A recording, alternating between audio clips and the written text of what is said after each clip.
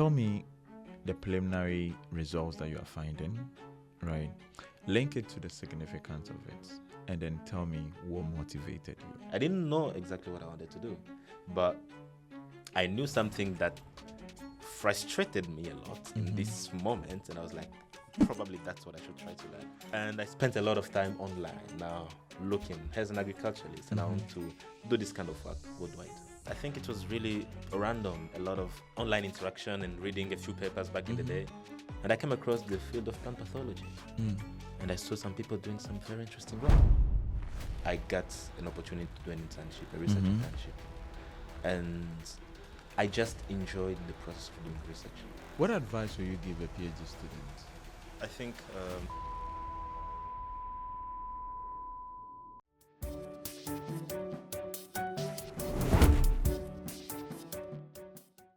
some of the biggest threats to our food security comes from one of the smallest organisms on Earth. Today, on the ViVa show, we are talking about the tiny worms that quietly shapes our global food security. I'm joined by Junior Kika Lusu, a PhD student in plant sciences at the Crop Science Center, University of Cambridge. He is also the president of the African Society of the University of Cambridge. Welcome to the ViVa.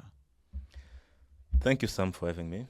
I'm really glad to be here, and I think this podcast is very timely because we need to talk about what's affects our food security and what can we do to make sure the production and the whole agricultural pipeline is optimized and we can still have food on our tables. That's great. Could you tell us about your PhD? And please, I'm a novice. I don't understand crop science. I don't know anything about what you do. Make it easy, simple, and accessible, like you're talking to a 10 or 15-year-old.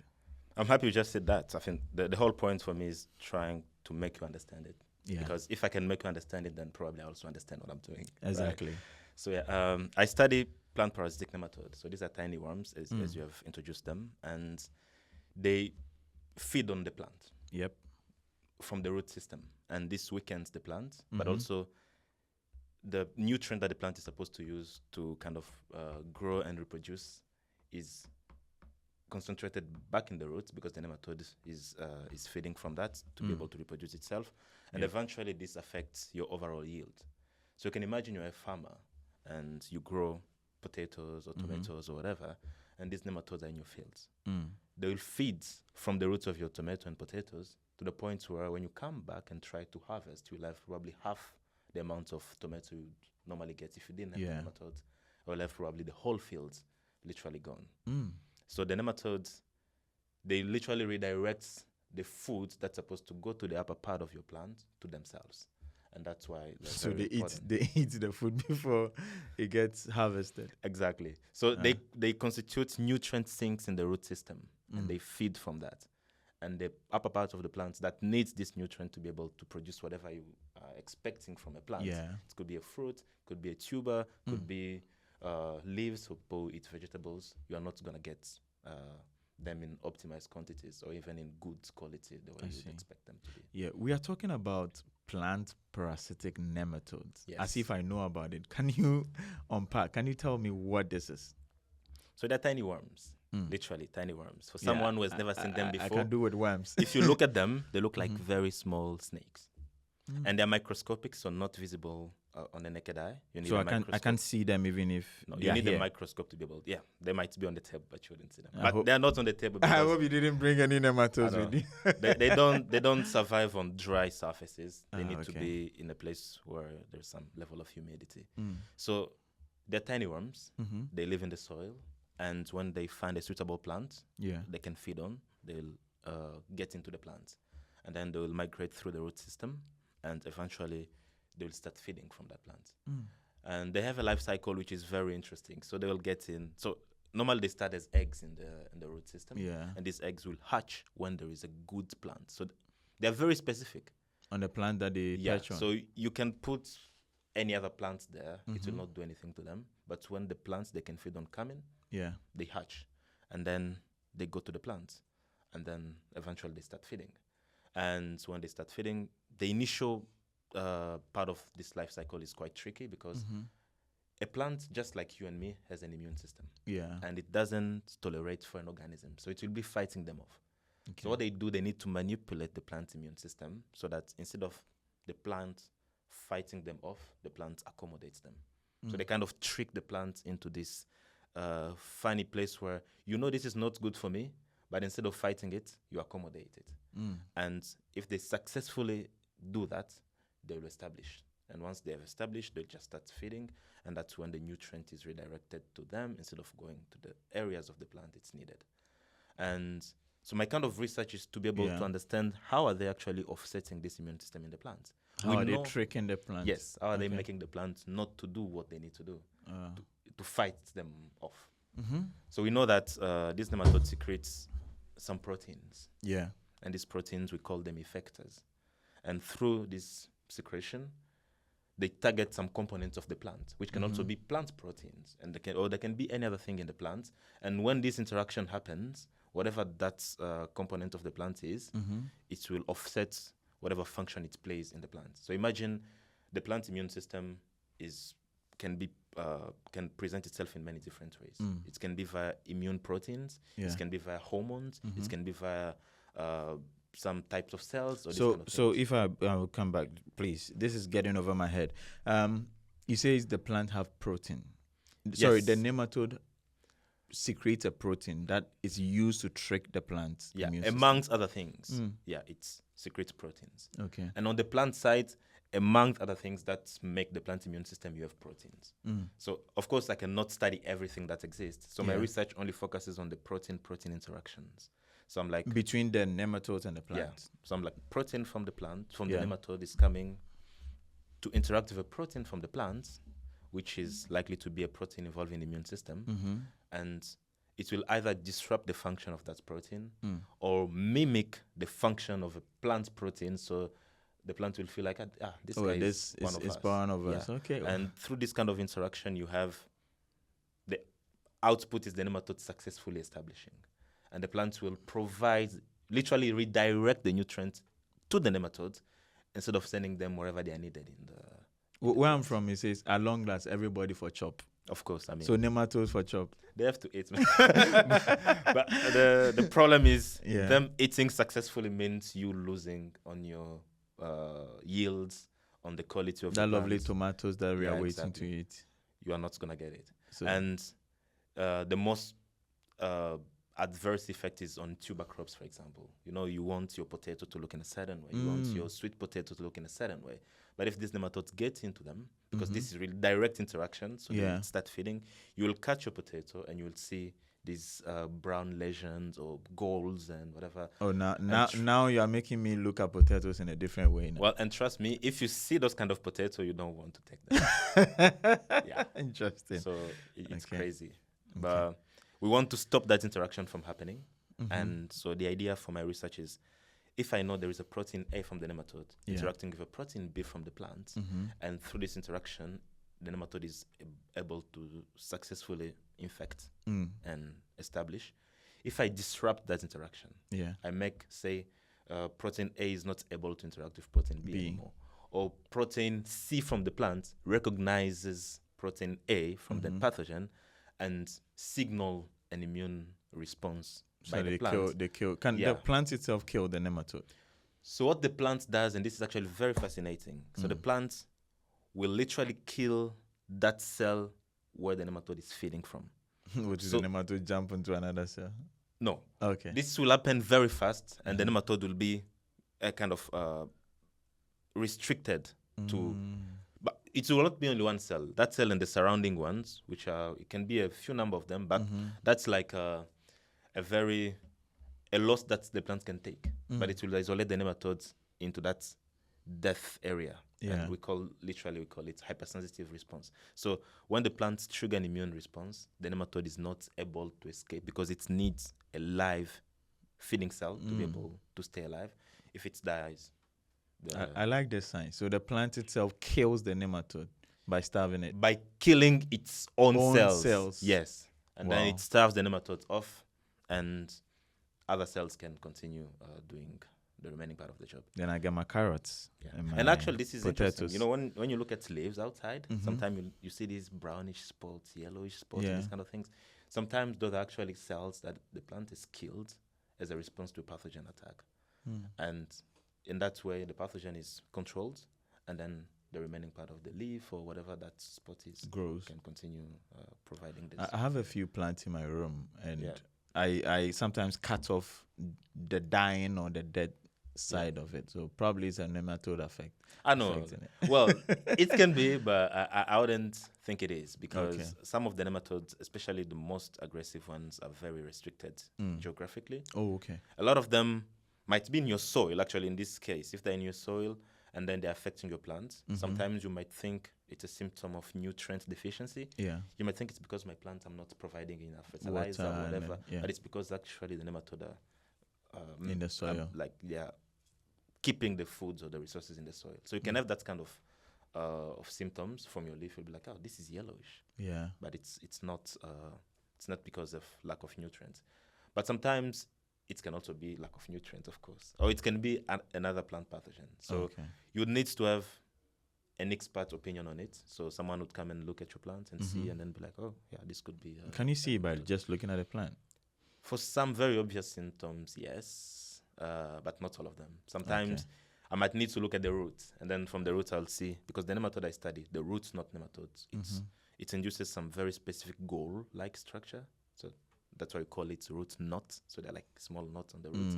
And you could see them, they're quite obvious. And from there, you will just need to identify which specific species it is. And yeah. Wow. Thank you so much. Like I feel like now I've got a little bit of lecture on what nematodes is, how it affect the plant, how it interacts with the operating system, Well, immune system, and then how the plant fights, in a way when it detects it, fights against it. yes. And your research is really interesting, like to find a protein interaction and then try to resolve this. But my other question, what if the nematode, now you know the particular protein A and protein B in the plant and then the nematode. What if nematode decide to use protein C, just like we see in malaria research? So that's the other thing. You as you can imagine, there is a lot of redundancy when it comes to immune responses, even for you as a human being. You can imagine if a pathogen attacks you, your immune system will react to the pathogen. But the pathogen will start fighting. It will also try to eliminate whatever cells your body is sending to it to control it. But your body will come up with other layers. Like we have an extra layer, and then the next one, and the next one. And actually, this is how the interaction happens. We call it actually the zigzag theory of immune response. So you have like the pathogen will secrete a layer of proteins that they'll be recognized by the plant, and then they'll kind of offset the pathogen. But the pathogen will be like, oh, okay, you know those. I have other ones. And then it will send another layer of other proteins. And again, the plants will try to send something. But you see, this can be, if you think about this from a very evolutionary point of view, this pathogen and the plant, they've been interacting together for millions of years. Yeah, so they know. You can imagine 1 million years ago, probably the nematodes was sending a certain class of proteins, and then the plant started recognizing them. Then over time, the nematodes developed a new set of proteins, then the plants kept recognizing them. And then, so it's an evolutionary race that have happened over a very long period of time.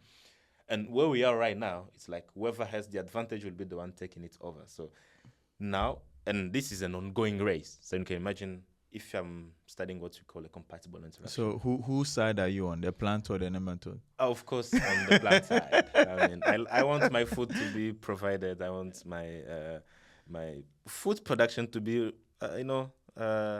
well maintained and not going into a level of deficit. So you're helping the plants Exactly. to fight off this. So I see, like you said, it's a generational war between the nematode and then the plant. So you have this interaction of molecules, and then eventually the ones who wins in this specific interaction when a plant is put in the soil and the nematode is there is the one who's going to make to last. Oh, I see. So that's when you might have a plant that I have an interesting question. What if a nematode goes into a plant and is able to eat all the nutrients from the plant.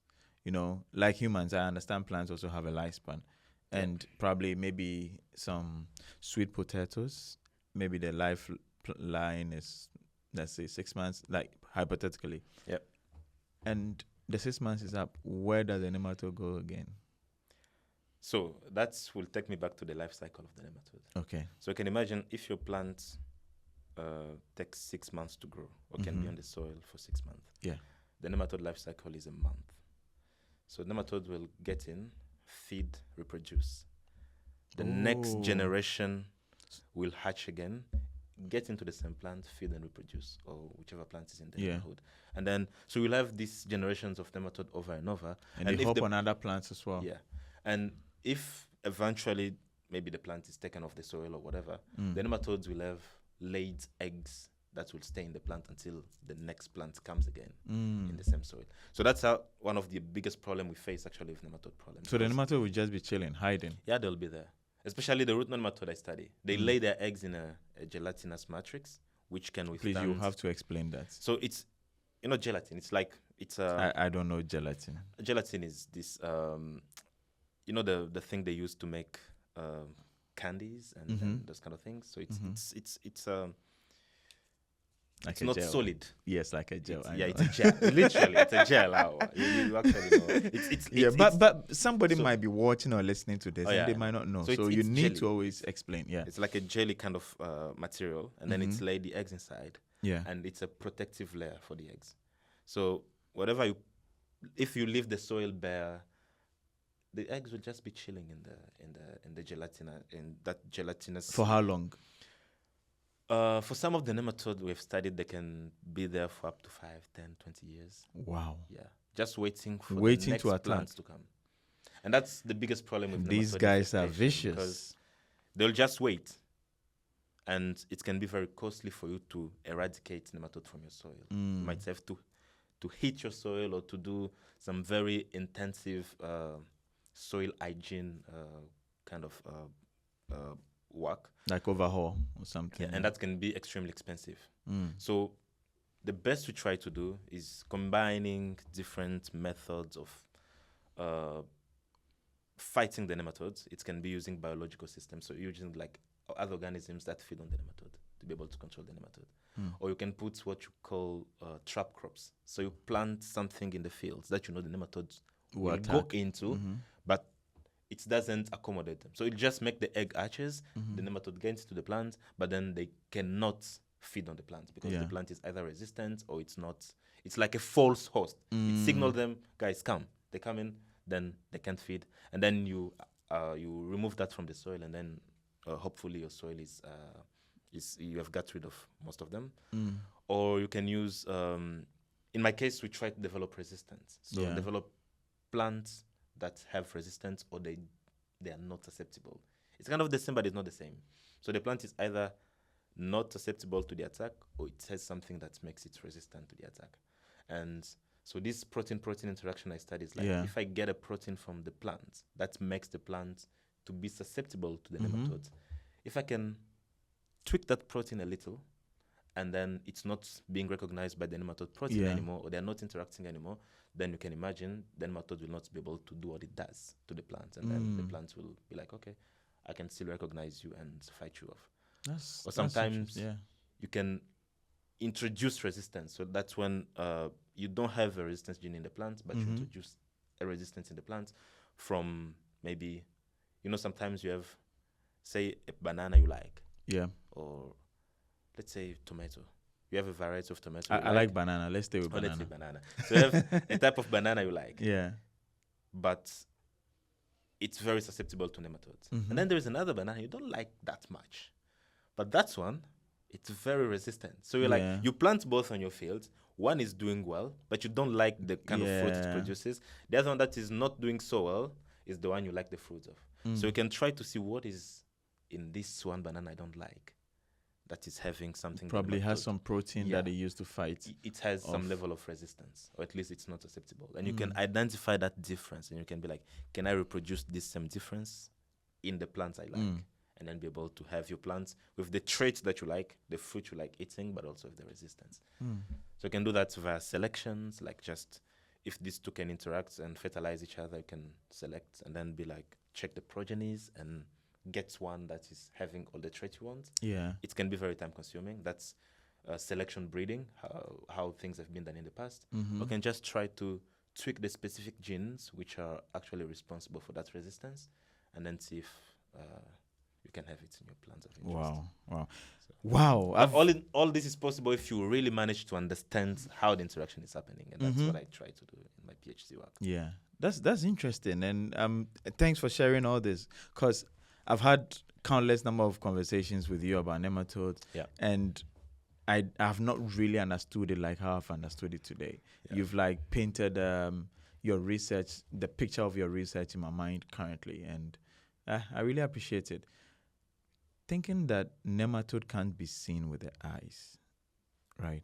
How do you collect data, and how do you analyze this data? So it's I collect data at different layers, different part of this interaction. So you can imagine, to be able to study nematode, I need to be able to have the nematode with me. So the first thing I do, I have to culture nematodes. So I literally grow them in the lab. Okay. So I have some You plants. grow nematodes. Yes. Okay. So I have a plant, I inoculate it with nematodes, and then let them multiply and reproduce. Yep. And then I collect these nematodes from that plant, and then now I use them to do the kind of study I want. So, for example, I tell you I want to know which protein the nematode is producing to manipulate the plant's immune system. So I'll put a plant on, infect it with nematodes. I'm interested in a specific time point when the nematode is interacting with the plant. For example, I want to prevent the nematode from being able to migrate into the plant. Yeah. So I know the nematode is migrating in the early time. It's just invaded and it starts moving in. So I'm like, okay, that would be probably done around 3 days after the nematodes getting into the plant. So I'm like, get a plant, inoculate with nematodes, then wait for 3 days, then harvest the plant, then extract the nematode from the plant. And then because I'm interested in the proteins, and new proteins are products of the genes. Yeah. So I will extract, so you have gene or DNA, and then the genes will transcribe into RNA. Yeah. And then this is going to be translated into a protein. So if you want to know which protein might be present, you can check the RNA which is present in the plant. So I extract the RNA from the plant, from the nematodes, and I know I can quantify the RNA at this specific time point, and I'll be like, okay, these are the RNA responsible. Well, let me stop you here. Okay. You've mentioned two things that you just introduced. Yeah. Gene, RNA. Yes, we've talked about protein and all that. I just left it because a lot of us understand protein. Yeah. But gene, RNA. Yeah. So just, you can imagine this from your own, as a human being. You have what you always hear about, DNA. And you get this from your parents. You get it like in half, your father half, your mother half. And this is literally your heredity. So you inherit this from your parents, and this forms who you are. And so the DNA is literally the genetic material, the basic genetic material that is having your gene into it. So it's like, it's a code of literally who you are, because you are a combination of your genes. Yeah. You can imagine, you are black like me. It's because you have a gene that produces the protein that we call melanin, which makes you black. And why are you probably blacker or darker than me? It's because probably your skin cells produce more of melanin than mine. Than you, yeah. But these different levels of production or whatever, it's literally your genes being regulated differently from the other person, from the other individual. So you can imagine the same is happening in the plant nematode interaction level. So you have your DNA, DNA bring RNA, and RNA is whatever is going to be translated into a protein of interest. Yeah. So now, if a nematode is being able to manipulate the plant immune system via a protein, it's because it has a gene which is being transcribed into mRNA, messenger RNA, which is responsible for the actual genes. Yeah. And then this mRNA is translated into a protein. So if I want to study the protein, or I want to know which protein are actually active into the nematode at a specific time point, I can check the mRNA molecules which are actually active into the nematode at that specific time point. So if I want to know what is the nematode doing at 3 days post-infection, I can just get the RNA from the nematode. And then I can... And how do you get it? So you just, we have a standardized method in the lab where you have your nematodes, you grind them, and then you purify that suspension of ground nematodes, and you remove everything else. Just keep RNA. That's all the RNA that's available in there. And after that, we send this RNA for RNA sequencing. We don't do that in-house. So we have to outsource it to companies that literally their work is to sequence RNAs. What's sequencing RNA? So sequencing, well, now we can go back to the. All right. If you take us back too much, then it's okay. No, not too much. We can put just a minute. So your gene or your DNA is actually a very long chain of what we call nucleotides. These nucleotides, just take them as small molecules. Yeah. And then they're happening in very long sequences. Yeah, I see that. Like it's a very long chain. Yeah, exactly. And this chain is literally from DNA. It's loyally transcribed into RNA. And RNA is also a chain of those same nucleotides. Yeah. They have some very fundamental difference between them, but they're still both chains of these. So when we do sequencing, we want to know how those nucleotides are arranged in this chain. Yeah. So literally, you send your RNA to the guys, to the company, and then they will... With your mashed and then your collected RNA, yes, you send it to the sequencing people. companies. And then they sequence it. Their job is literally to read your RNA and then be like, okay, we have this is how it looks. We have this tiny molecule. So they do it in a very interesting way because they'll fragment whatever you send them in very small, tiny pieces. Yeah. And then they'll send you those RNA, small pieces of RNA. We call them RNA reads because you're reading those sequences of molecules. Yeah. And then they send them back to us. And then what we do is now we go back to the genome, like the genes of the organism. How do they send it back to you? Do they send back the RNA? No. Because they're literally reading the RNA you have sent them, and then they manage to get it into a format that recognizes the sequences. What format is this? It's, how can I say it? So you see it as a file, as a folder, whatever. Okay. So now it's computational at this point. Perfect. So now it's not the plant roots that were mashed then RNA extracted, mashed from to the people, the company to. So what you send them, it's literally the biological material. So the RNA itself. Yes. What they send you back is this biological material in a file that you can recognize. So exactly. you have you're these small fragments of RNA, they're telling you this small fragment is made of this nucleotide and this and this and this and this. And we know we have these nucleotides.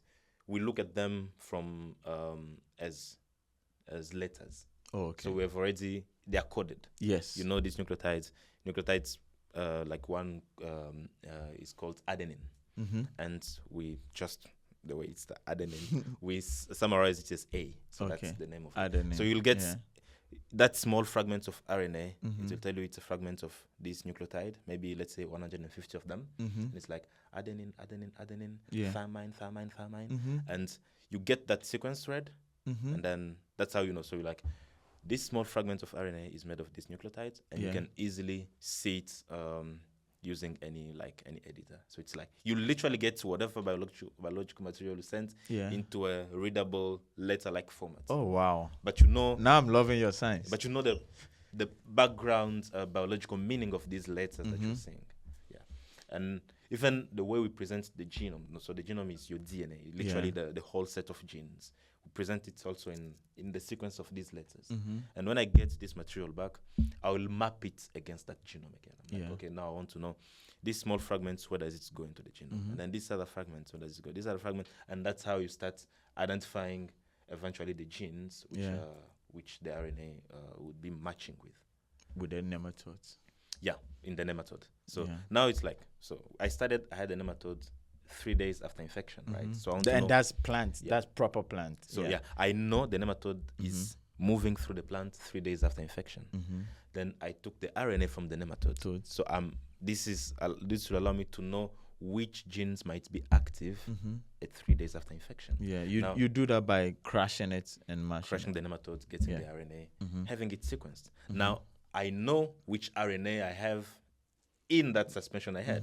Now I want to know how do they relate to the genes. Yeah. So now I take this to the company. and then no, not the company anymore. So now I have, after the company, I have the RNA Okay. in the sequences. Okay. Now I want to know which genes are represented in this RNA. So I have the genome of the organism. So that's the set of all genes of the organism. The nematode I'm studying. Yes. And now, so I map those RNA reads that the company has sent me to this genome, and then I see which genes do they go to.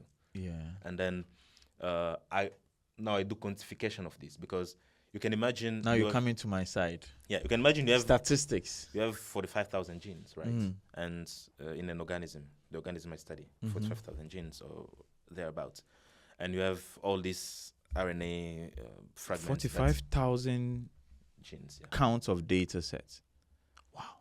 Yeah. So yeah, something like that. So, and then these fragments of RNA that the company have sent me, they're not full gene. They're just fragments of RNA, which also you can, because RNA is literally a transcription of the gene, so you can literally map them to the gene. And so you'll start mapping, and then you see all these pieces are mapping to certain genes and whatever. Then you can quantify. Now you can do like which genes are being mapped to the most. Oh, yeah. At 3DP. And then you'll be like, oh, okay, probably these are the genes which are mostly expressed, because you have a lot of representation of them from the mRNA you have. And that's when you know the genes which are likely to be very important in the interaction. So you'll have this comprehensive, what you call transcriptome data sets, comprehensive RNA data. That's the same thing as transcriptome data. And then it tells you these genes are the most expressed. These genes are the ones which are not expressed. Now, how do I know most or not? It's because I'm comparing. Actually, that was my 3 days. question for you. So I'll compare at 3 days after infection, I'm seeing the genes which are there, and before the nematode infects. So when the nematode is not doing anything, that's my level 0. I'm like, this is how the gene look like. These are the genes look like. So before the experiment and after the experiment. So that's my control. Yeah. This is my gene expression before anything happens. Now at 3 days, these are the gene expression. Now I compare the two. I'm like, oh, so gene A is very well expressed, while gene B is actually down-regulated. Gene C, maybe it's not affected in any way. So, and all these genes are important, because I'm like, if gene A is very highly expressed in the nematode, that means it's probably playing a role in this interaction. If gene C is silenced, that's probably because we don't want it to play any role in this interaction. And now I look, is the nematodes able to successfully infect the plants? Yes. That means gene A is doing something good. Why is gene C silenced? Probably gene C, if it wasn't silenced, it would have done something that would trigger the plant immune system. Yeah. So I started kind of getting the gist about what might be happening at 3 days after infection, because I have the genes which are activated, the ones which are literally suppressed, and I can make hypotheses. I'm like, okay, if these genes are activated, it's because they're helping the nematode to successfully manage to go through the plants. Now, how do I know which genes to select if I want to go for a further step? I like how you ask yourself the question and you answer them. Exactly. So, as I was telling you initially, the idea is to know which proteins are involved in the interaction. So, which genes are coding for the protein that are involved in the interaction with the nematode, with the plant. And now, if a gene is going from the nematodes, if a gene is encoding or is responsible for protein that's going from the nematodes to the plant, that means that protein is secreted. It's secreted by the nematodes. So I'm going to focus only on the genes which are responsible for secreted proteins. And we can actually predict proteins which are likely to be secreted, because the sequences of the protein will tell you, and these are studies which have been done back in the past, and that's still kind of quite being optimized right now. But you can look at a protein and then be like, this protein is likely to be secreted because it has some sequences which are known to be directing whichever protein it is outside the cell of the organism. It's of the cell where the transcription happened in. Yeah. So I'll only decide to focus on the proteins or the genes responsible for the protein which are likely to be secreted. And then all of a sudden, if my organism has 45,000 genes, and then let's say I identified 20,000 genes to be very active at 3 days after infection, then I'm like, how many of these 20,000 genes are being secreted or are coding for secreted protein? Then probably from 20,000, I go all the way to 1,000. Then I'm like, oh, this 1,000 could be my interesting candidate to study. Now, I can do further study and see how are these 1,000 affecting the plant's immune system. And that's when you go into what we call functional analysis, functional assays in the lab. And you start now, maybe I'm like, okay, I want to see which ones are actually either suppressing or activating the plant's immune system. And we have some very interesting assays to just do that in the lab. And if you do that, and then you're like, oh, probably only 200 of them are actually either inducing an immune response or suppressing the immune response from the plant. You're like, well, now these 200 are the most interesting one. Now I can go back to my data sets. Which one of these 200 are the highly active? Like they are very well expressed at 3 days after infection. I'm like, okay, from the 200, maybe 50 of them are very highly expressed. I'm going to focus on these 50 because they might be the most needed ones. Yeah. And then these 50, I can do other filtering assays until I'm like, oh, probably I have only 10. And then I focus on those 10. Because again, you cannot study everything. Yeah. Otherwise, I would spend hundreds of years trying to finish the PhD. Wow. Thank you very much for this.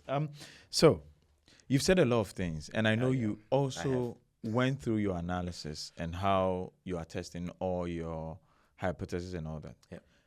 I didn't ask a lot of questions because there's my bias. I kind of understand the statistics and then the analysis behind this. Yeah. But then if you could walk us through, what kind of analysis did you run? How did you run it? And what software did you use to run it? Because you are moving from the lab straight. So is it a wet lab or you do everything, then you come to computational to map everything and then test your hypothesis, cut down. Like you said, if you find out, 200 proteins are expressed here, then you cut down and say, okay, let's look at what is happening in the 50. And let's look at what is happening. Oh, it could be the 10 and all that. Or you could run some, control trials, analysis and all that. I kind of get this, but then for the people who are watching or listening who do not understand this, walk us through it. In very simple terms, because this is very quantitative. So I have, now I was giving you an example with my data, and I was like, I'm focusing on 3 days post-infection. But you can imagine I have many other life cycle of the nematode I'm targeting. Because I want to really know what's the nematode doing to the plant and when. So I have my base, which is the nematodes before infection. Then I have 36 hours after infection, then 3 days, then 5 days, then 7 days. That's a lot of data sets. Yes. Yeah. So I have all these. I have the RNA sequencing and the RNA-seq data. So I start analyzing my data from having this RNA from the company. The company has told me these are how your sequences are looking. So the first thing you have to do is to check the quality of your RNA. So you do QC check. And QC check is literally, so as you can imagine, that transformation from having biological molecules to having it into readable letters that you can use on your computer, there is something that was done before that, right? Yes. So your RNA is getting through a machine, and then it's being read via signals. Yes. So it's like, okay, your RNA is being passed through an array of small wells, and then the computer is like, okay, I recognize this nucleotide here, so this molecule here has to be, and then labels adenine, and then it's like, okay, so this is an A. Then it keeps going, and then this is a C, this is a T, this is a U, and so that keep going. It's literally electrical signals, based on the chemical structure around the molecules, and this something that was done very long time ago by very smart people. So like, they are able to literally recognize. Very soon, your name will get there. So you go from there, the biological material via the electrical signals into the letters that I have, and these letters, each one represents a molecule. And now I have this, and now I go to my own analysis because in many instances, this can be also outsourced to bioinformaticians, but I Yeah. wanted to Do it learn this so I yourself, could be yeah. able to do this myself. So you get the data, and then you do the QC check. So the QC check is literally trying to imagine if that machine which was getting your sequences was getting them correctly. Yeah. Because so again, you verify the Yeah. data set. Yeah. and you do this not through anything I invented myself. So these are, you have a lot of tools that have been developed, and all of them are really a lot Python based or on R. But Yeah. so I'll just take my read, the way that's sent from the sequences, and then they literally go through each of the lines and then be like, okay, this, the way the machine predicted, it kind of makes sense with the way, but it's, this is really based on all the studies that have been done before. So these are builds based on models of previous studies. And it's like, you can say 1,000,000 times when we have done this kind of analysis, this was correct. Yeah. And it looks like the machine made a correct prediction. And then it's moved to the next, and then the next, and the next. Then in the end, I'm like, the output I get from running a QC check of RNA-seq analysis will tell me, okay, your sequences, they look good. Yeah. Or maybe the first 10 sequences, based on how the material was being assessed, they're not very, we cannot be fully confident they're true. In that, yeah. So what I'll do next, I'll trim them. So I'll be like, everything that I get from my QC control telling me these 10 sequences in all your reads are not true, remove them. So I'll trim them before going to the next analysis. Now, I do my QC check, my QC control, it tells me, yeah, this looks good in terms of the sequences. It tells me this looks good in terms of the ratio you would expect in terms of this nucleotide, the basis of the nucleotide. So for example, you want to know the kind of organism you study, because it's been studied before by other people. The genome of this organism has this, is normally should be expected to have this level or this amount of this specific nucleotide. Yeah. Or and then it will tell you, based on how this is looking, this could be good or bad. So if the prediction is completely crap, I'm not going to use it, because I'll be like, okay, my organism is an organism that's been studied on. Organisms which are closely related have been studied. This cannot be that different. Yeah. If it's the QC check comes back low, I'm not going to move forward with it. Okay. But this also very statistical tools that like analysis using tools that have been existing before. After that, when I come in doing something specific is when I do the mapping to the genome. Because when I'm doing my mapping to the genome, what I want to know is whatever content I have, my genes are here, quantify. So I told you RNA-seq from the sequences coming, it comes in small fragments. I tell the genome is a sequence of maybe 45,000 genes, right? And each genes can be on itself a sequence of many small nucleotides. And the RNA data I have now, they send them to me in fragments of maybe 150 nucleotides. Wow. And after trimming some, maybe now I have 140 nucleotides. And they are very, like, billions or millions or billions of fragments. And that these fragments will map to the genome. So it's like, you can imagine if the genome is a long line, you have one fragment is just here, and then another one in there, another one is here, another one here. And then they keep on mapping. And then they start making layers of maps. And then what the mapping tool does is to see how many reads map to this part of the genome. How do they overlap? And then it will find these fragments to make sure it can fit them to specific genes. And then you'll have multiple fragments, one gene, and then it will be like, oh, this gene, this one constitutes a full gene, but multiple smaller fragments, but eventually they're all there. And then you have maybe, let's say 10,000 reads mapped to one gene. Wow. And then maybe only 2,000 mapped to the second one. And maybe nothing mapped to the third gene. And that's how you start quantifying, like, okay, so gene 1, from the RNA data that I had, 10,000 fragments mapped to it. So that's quite good. That's showing that there are a lot of RNA that could be related to gene 1. Yeah. But gene 3, which has nothing, you'll be like, yeah, this one is not, is probably not being expressed in that specific time point that you are focused on. And then I have all these small, tiny bits of reads, and, well, I'm happy. I have this kind of data. But I want to know more about it. Now I can start doing differential analysis. So I'm like, okay, have stage 1. 36 hours after infection, but then 3 days post-infection, then 5 days post-infection. Then I have all these data sets, and I know which genes were in all these stages that I want to know. Now, what I want to know is how different are they? So I do a differential. I wanted you to explain differential, but I think for your explanation, you've don't go over it because of time. Probably, as well. You've explained it as well. Differential is literally exactly looking at how stage 1 is different from 2 and C and 3, and because this allows you to know. Because if I say it's stage at 36 hours after infection, the nematode is just getting into the plant. Exactly. At 3 days post-infection, they're actively moving within the plant tissue. At 5 days, they start feeding on the plant. Exactly. So these are 3 different scenarios in the nematode and life what cycle. What genes are expressed phases differently. Because if I want to target the nematodes when it's moving into the plant, I'm not going to focus on the genes which are expressed at 5 days after infection. If I want to target the nematodes when it's just or before even it gets into the plant, I'm not going to focus on the genes at 7 days after infection.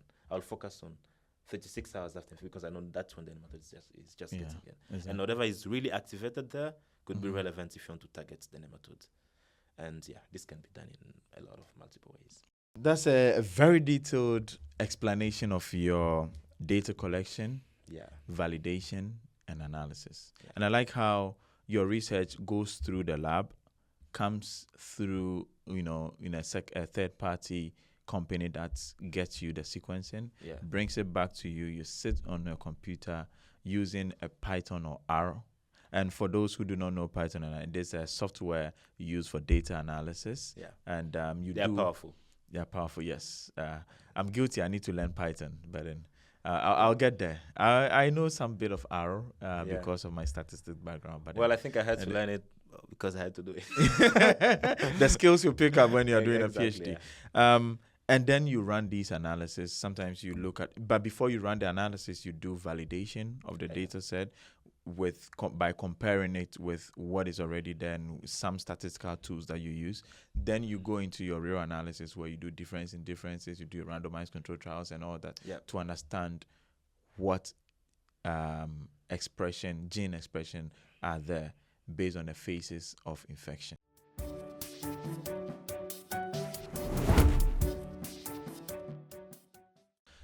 Looking at your research, it's a lot. And you're working with, like you said, an organism that you can't see.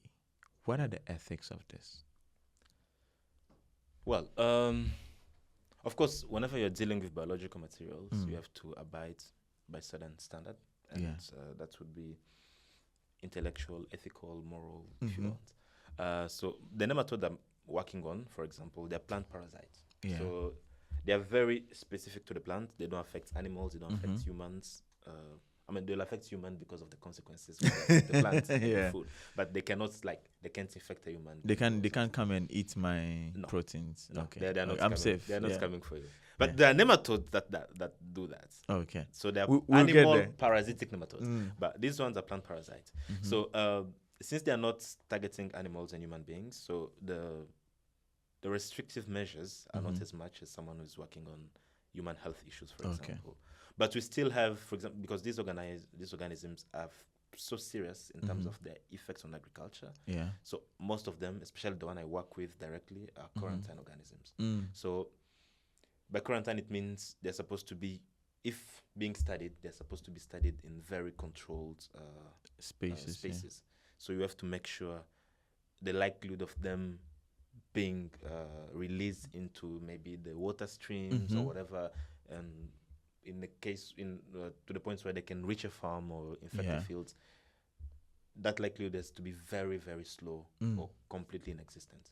So we have to make sure we abide by all these principles and all the regulations around quarantine organisms, but also all the basic regulations about dealing with biological materials. Also, if you are dealing with DNA or RNA, sometimes if you're dealing with, for example, when you're developing plants which might be resistant or not, if you are going to use gene-edited plants or genetically modified plants or these kind of things, you need to abide by all the rules. A lot of these rules are already kind of clearly, they're clearly set into the regulations of the field. So my lab, for example, and the people involved in all these background check, they have to make sure before we can even get a nematode into our lab, it has gone through all these layers All of these checks, layers. and they have to make sure that our lab is able to actually have these nematodes and use them safely before they can allow us to work on them. Wow. So what I do on a daily is just to make sure nothing goes off, so nothing can be released. If I'm moving from a room to a room, how do I pack my nematodes from this room to the next? How do I pack them? They're if all I'm safety checks extracting- before you. Yeah, all these things I have to really be taken care of. Mm. But in terms of ethical issues, we really abide by everything that is basic in any biological systems, but definitely less than people working, let's say, on rats or on human tissue and human cells and those kind of things. For example. That's interesting. Thank you very much. Let's switch gears a bit. All right. What you are doing is very, very relevant, right? And I can't imagine the significance because me that I'm sat here, it affects my dinner, my lunch, and my breakfast. Exactly. Yeah. What motivated you to work on this? And what significance do you see your work, making an impact on? Yeah, those are actually very interesting questions and very different ones, because I think I'll start by the second one first. Okay. Because in an ideal case where my research is done, I wanted to add a third one, Yes. if you allow me. Okay. Let's sequence as well. Tell me the preliminary results that you are finding, right? Link it to the significance of it, and then tell me what motivated you to do this. Okay, in terms of what I'm finding, so what I'm trying to find, or what actually I set myself to do is. Oh, so you've not found anything yet? No, I have to kind of start from the beginning, and then so I can contextualize what I have. So what I set myself to finding was, so what is the nematode doing in the plant? Yeah. Which protein is it using to manipulate the plant system? So, and that's what I did the RNA sequencing and those kind of things for. And at this point, I've identified some of these proteins which are highly regulated and which are likely to be playing some roles into the success of the nematode in parasitizing the plant. So I wanted to get that. I'm having that. Now, what I'm currently working on is now, how is this happening? Yes. And this also I'm doing via combination of computational, but also lab, weights lab work. Yeah. Computational because, nowadays we have a lot of advancements in terms of artificial intelligence incorporated in bioinformatic analysis, for example, where you can even predict how a protein looks, like the structure of a protein. And if you predict the structure of protein, you can also predict the structure of plant protein, and you can try to predict if these two are likely to be interacting. Yeah. And then in the lab, you can try to see if two proteins are interacting by expressing them together into a system, and then see if there is they're together, bind together, and then you can via the weight of the protein. So you can say a protein A as it's a tiny protein. You know what's its weight, its molecular weight is, and then protein B is also a tiny protein. You know its molecular weight, and then if the two are interacting in the system you use, then they will come together, and then you will see the new molecular weight, and then you can add and be like, okay, A and B. If one is 20, the other one is 30, and then now you have a protein of 50 as the weight, then you'll be like, oh, those two might be interacting. So it's this two combination that I'm currently doing. And so what I can say right now in terms of what I have is, I can clearly say we know that the nematode is, first of all, differentially regulating these life at different life stages. Things are happening differently. And I have candidates that are likely playing roles into this, and I'm trying to see how is this happening. So literally at a very mechanistic level, what is happening. I have these candidates, what is it actually doing, what is it targeting, and how is it happening. Now the significance of this is, if in the end I manage to establish an interaction, and I know this interaction is happening and it's allowing the nematode to successfully establish, my next immediate point will be, how can I disrupt this interaction? So can I modify a plant? Maybe protein is also the same way the RNA is a sequence of nucleotides. A protein is a sequence of amino acid, which are also another type of biological molecules. I'm like, if these two proteins are interacting, and they're interacting at a certain point of their amino acid sequences, what if I just change something at that point? For example, there is this amino acid there. I switch it to a different one. Mm-hmm.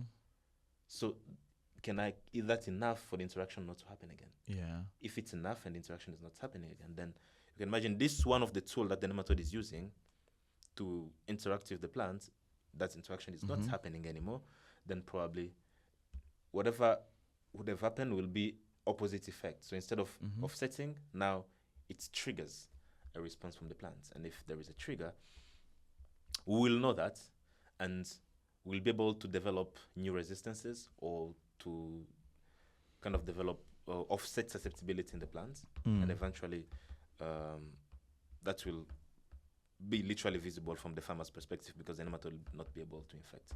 So my current studies focus on sweet potatoes, a bit on potatoes and tomatoes.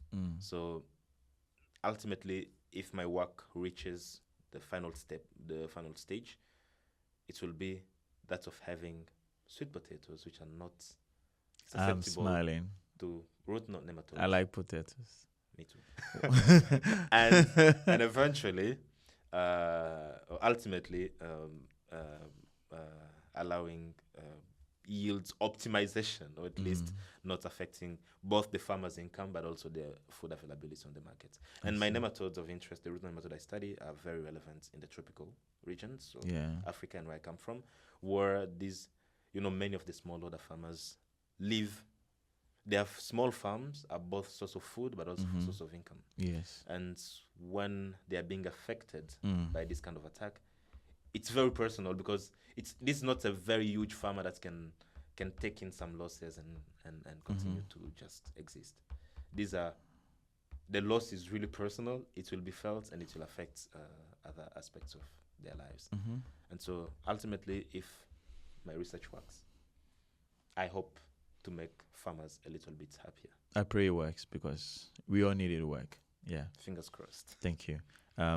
You didn't talk about your motivation. It's all bottled in your motivation. If you could just give me just a sentence or two. Yeah, I was talking about. I said the motivation was a bit different from the whole question because it's just a journey. So I did my undergrad in agriculture, crop sciences. Yeah. When I was doing that, I didn't have. I was just like I finished high school. I got to a bachelor's. My dad was an agronomist in agriculture, so I can do something like what my dad did. So that was, first motivation is Papa. He has done a lot for me. So I think if I seem proud of me, I'm happy. Yeah. If I do better than him in whatever I do. Yeah. So he did that, and I was like, okay, it looks like a nice field. I can do it too. So that I didn't have any motivation after that. Yeah. But in between there, I realized I had the chance, and I think that's a very I call it chance or grace because it's very important to know what you want to do. If you know that early enough, you can easily focus your energy on making it happen. When I was in my third year of undergrad, I got an opportunity to do an internship, a research internship. And I just enjoyed the process of doing research. Like, you start by designing your research, designing your experimental plan, and then performing the research itself, like putting your plots in places and doing whatever you need to do, and then you get your data eventually. Then you analyze the data, then you write a manuscript, then hopefully it's published. And you are doing that with a lot of rigor, and it's like you have to be very very rigorous in the process because otherwise everyone would say you are joking, and the scientific community will literally assess your work and see if it's really meets some thresholds. I really liked that level of detail, but also the whole process I enjoyed. Just coming up with an idea that you find interesting. Proper scientist. Set your hypothesis, make your experimental plans, perform the experiments, get the data, analyze the data, write something on it, and hopefully it makes up a good story. That start to finish. Yeah. I like the process. And from that moment, I at least knew I wanted to do research. I didn't know exactly what I wanted to do, but I knew something that frustrated me a lot in this moment, and I was like, probably that's what I should try to learn. So I was working on bees and pollination and those kind of things. But in my lab, some people are working on genetics of bees, trying to understand which molecules make this bee different from the other. Genetic point. I didn't have a lot of background in genetics.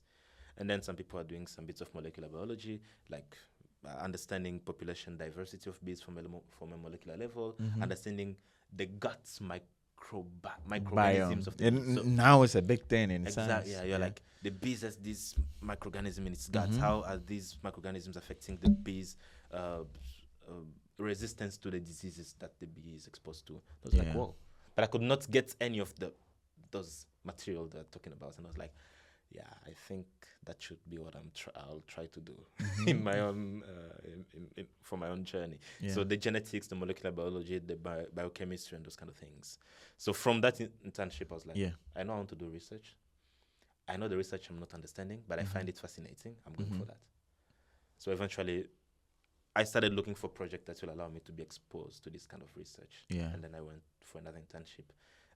I was in Kenya back then at the International Livestock Research Institute. And yeah, I got exposed to their biosciences work, which were a bit heavy now on the mechanistic part, like these interactions. But this internship was not putting me into the lab. I was in the administrative. Yeah. So you were getting the coffee. I was seeing, but I couldn't do. Yeah. And I spent a lot of time online now looking as an agriculturalist, and I want to do this kind of work. What do I do? Yeah. So, and I think it was really random, online, a lot of online interaction and reading a few papers back in the day. And I came across the field of plant pathology. And I saw some people doing some very interesting work. I was like, oh, now this guy. Oh, actually, I followed the online lecture. And this guy was talking about the plant immune while system. doing your internship. Yeah. He was talking about the plant immune system. Yeah. I found him on Twitter.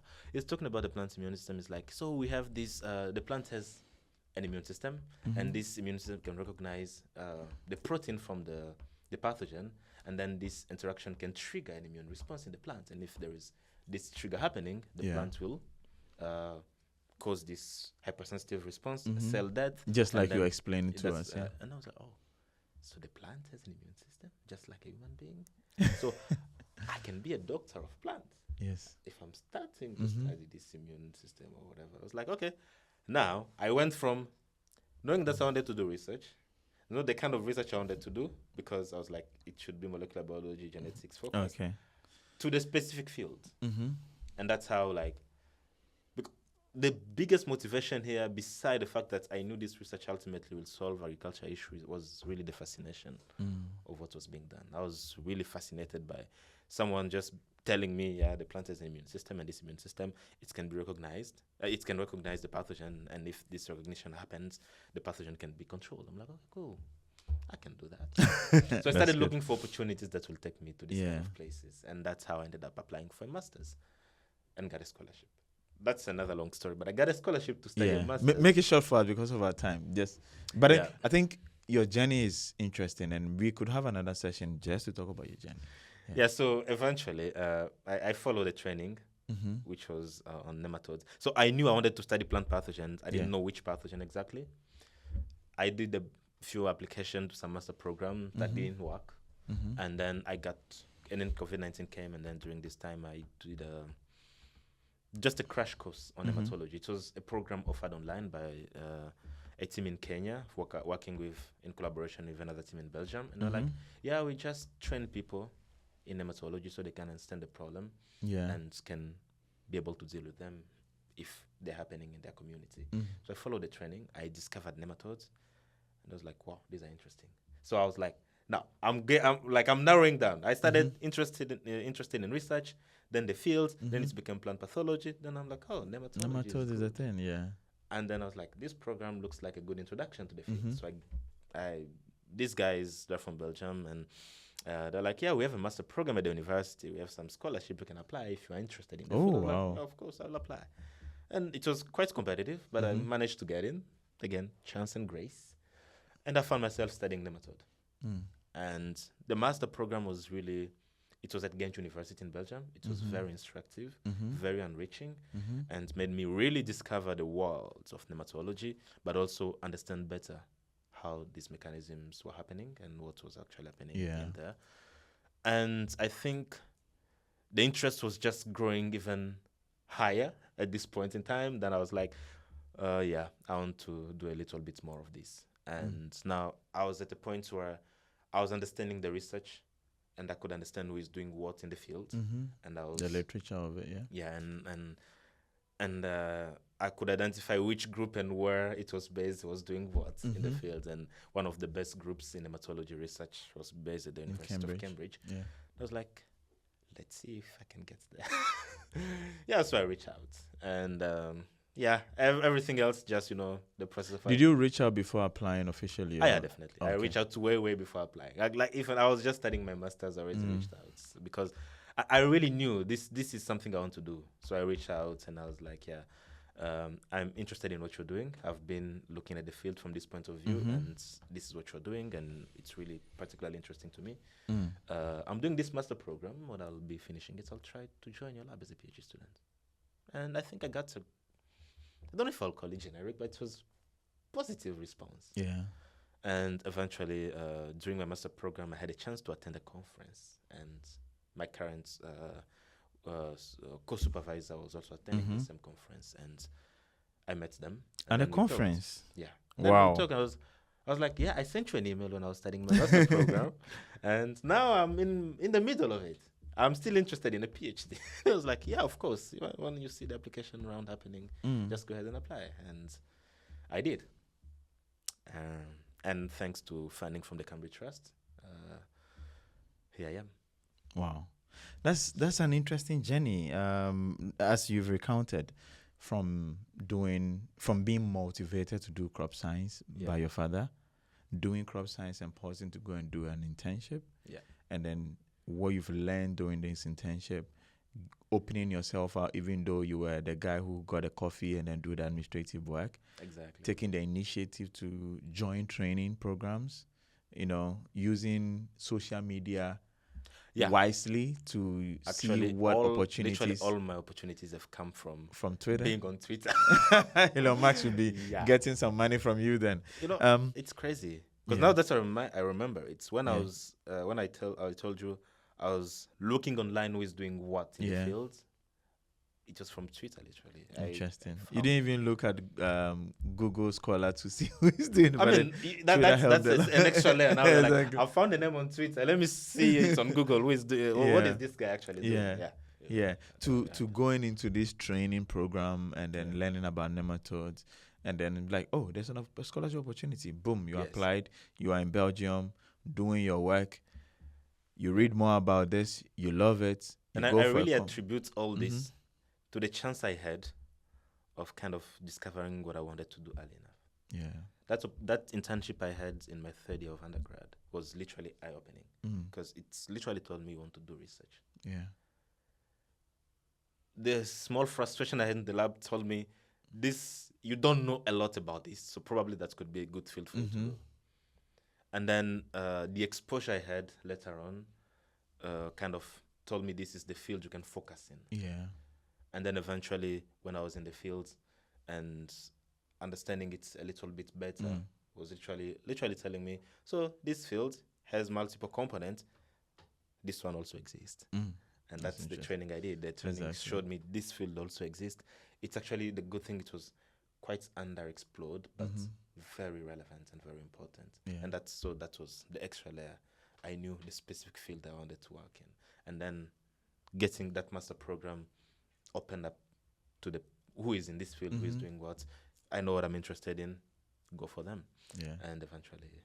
And then after during the master program, you go for a conference. That conference it was literally part of my master program. And then you meet your peer. Wait, you wrote to him first. Yeah. And you reach out, say, hey, can I do my PhD here?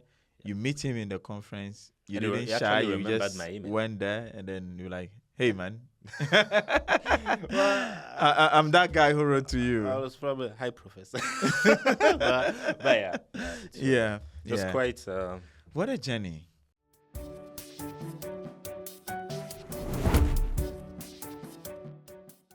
You see these yellow papers here?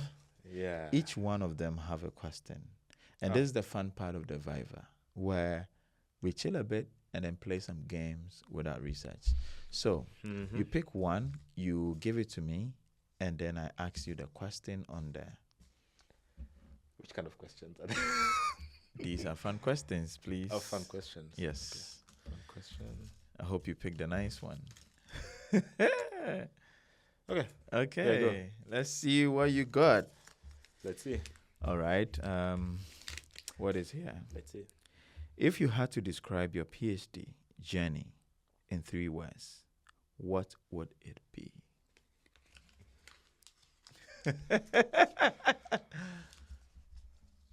I'll literally do it like this. Mm-hmm. Wow, quite a journey. Wow, quite a journey. Yeah. Wow, would you want to explain the reason for these 3 words? Yeah, I think a PhD is as I told you, it's an intense program. It comes with a lot of highs, a lot of lows. Yeah.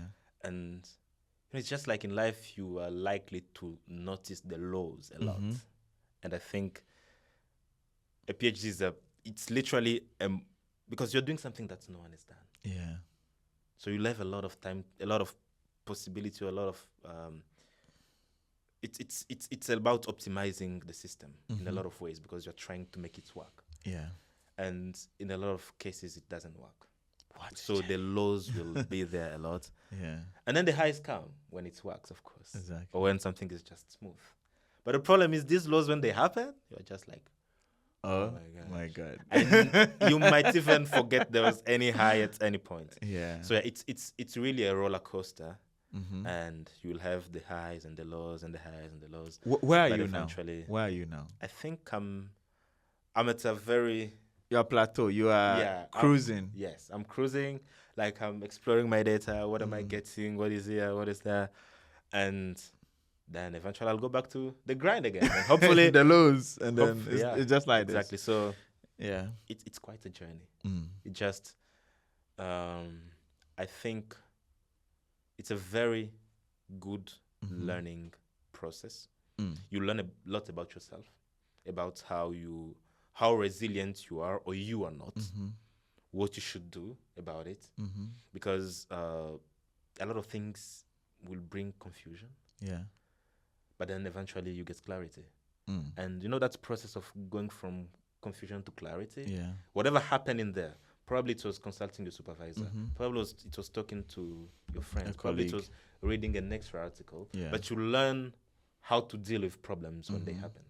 And those are the skills you get in your PhD, because the confusion will happen and then eventually you have clarity. And whatever you did in between there, it's something you will keep. And sometimes you're frustrated. And then eventually the frustration is not there anymore. What did you do to go from being frustrated to being To not get frustrated clarity. anymore? Yeah. Whatever you did in there, those are the lessons you get. And eventually in life, these moments will happen also when eventually you have this will be hardwired in your brain. I think intuitively, Intuitively. Yeah. when these things happen, I think you're somewhere down there, your brain is telling you, this is what you did last time, do it again. That kind of thing. I think Yeah. it's quite a journey, and you learn a lot about yourself, about how to navigate complex system, how to navigate multicultural environments, how to navigate confusing moments, stress. It's quite a journey. And also how to celebrate a good outcome from whatever you do. Wow. Thank you very much. And I'm very intentional about that. Wow. Yeah. Is there anything that you want to talk about that I haven't asked you?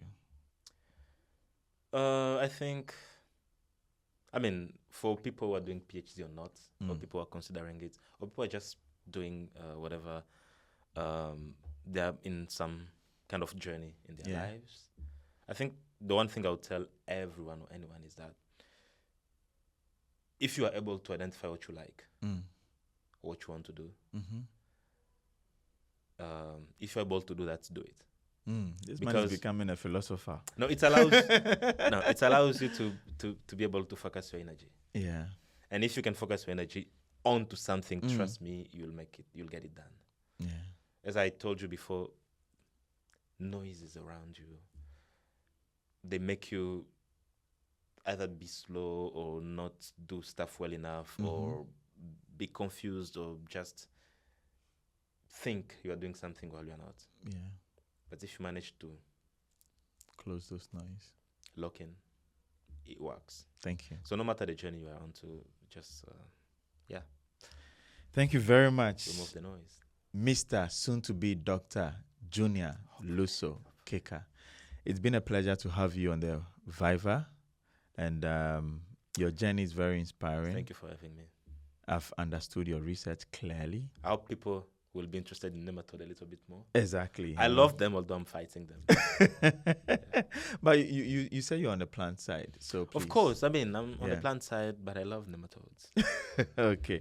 Thank you for your advice as well, and it's been a pleasure to have you here. So it's been my pleasure. Thank you. Especially amongst the inaugural people on the ViVa Podcast. Yes.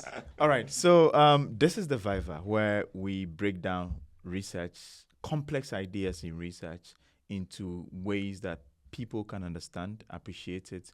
And as you saw, it was very conversational. So if you are a postgraduate student who is working on a research and you want to talk about your research, please send us an email and we will invite you to come to the podcast. Special thank you to the West Hub for giving us the space to record this podcast. Also to the producer of the podcast, Isaac Appiah. To myself, I need to thank myself, the host. Yes, and then also to you who have stayed to listen to us. Music is coming from Pixar Bay. I need to also mention them as well. And thank you for being with us. Follow us, share this podcast, and one day join us to have this conversation. Bye-bye.